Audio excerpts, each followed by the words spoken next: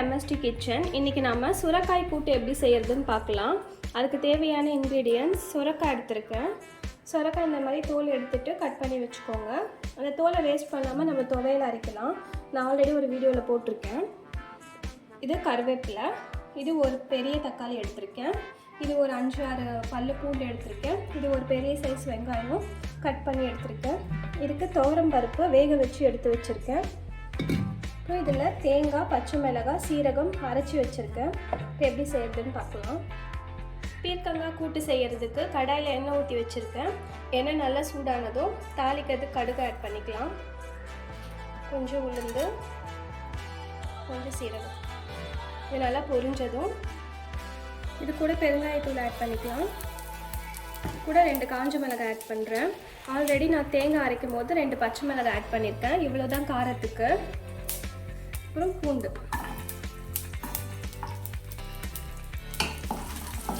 இது கூடவே கருவேப்பிலை, வெங்காயம்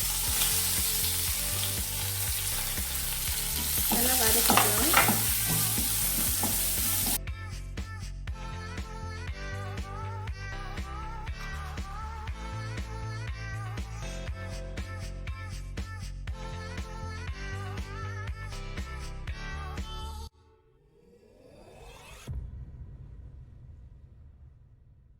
இப்போ வெங்காயம் நல்லா வதங்கிடுச்சு. தக்காளி ஆட் பண்ணிக்கலாம். தக்காளி ஆட் பண்ணி நல்லா வதக்கி விட்டுக்கோங்க.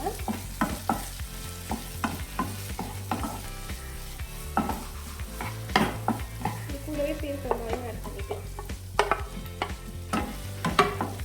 இது பீர்க்கங்காயம் ரொம்ப சீக்கிரம் வெந்துடும்.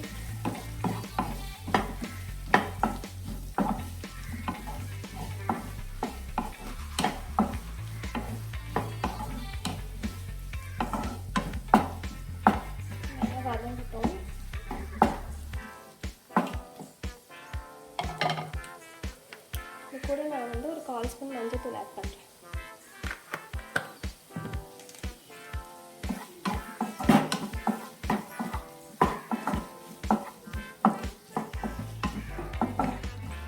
இப்போ பார்த்தீங்கன்னா தக்காளி நல்லா வதங்கிடுச்சு. இப்போ இதில் நம்ம அரைச்சி வச்சுருக்க தேங்காய் பேஸ்ட் ஆட் பண்ணிக்கலாம்.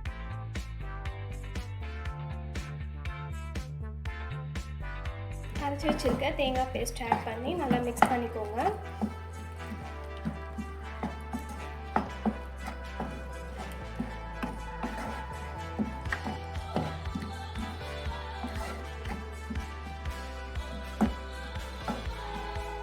நம்ம வதக்கும் போதே பார்த்தீங்கன்னா பீர்க்கங்காய் நல்லா வெந்துருச்சு. அமுக்கி பார்த்தீங்கன்னா பாருங்கள் நல்லா வெந்துருச்சு. ஆனால் இது ஒரு கொதி விட்டாலே போதும், நல்லா வெந்துடும். நம்ம பருப்பும் ஆட் பண்ணிக்கலாம்.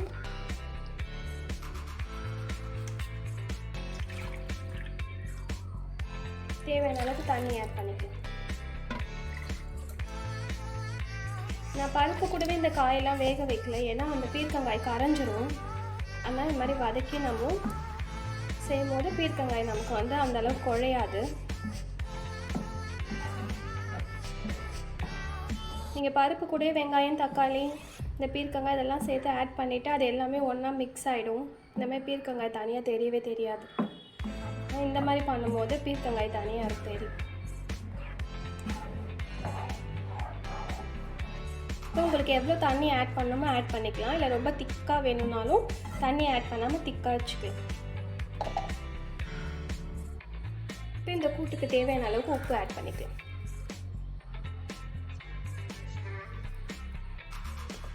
ஆட் பண்ணி ஒரு கலரி விட்டுக்கோங்க.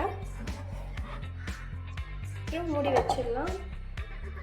ஒரு 5 மினிட்ஸில் கூட்டு ரெடி ஆகிடும். A few moments later. 5 minutes நல்லா கொதிச்சிருச்சு. ஓப்பன் பண்ணி பார்க்கலாம். இப்போ பார்த்தீங்கன்னா நம்மளோட பீர்க்கங்காய் கூட்டு நல்லா ரெடி ஆயிடுச்சு. அவ்வளோதான், ஸ்டவ் ஆஃப் பண்ணிடலாம்.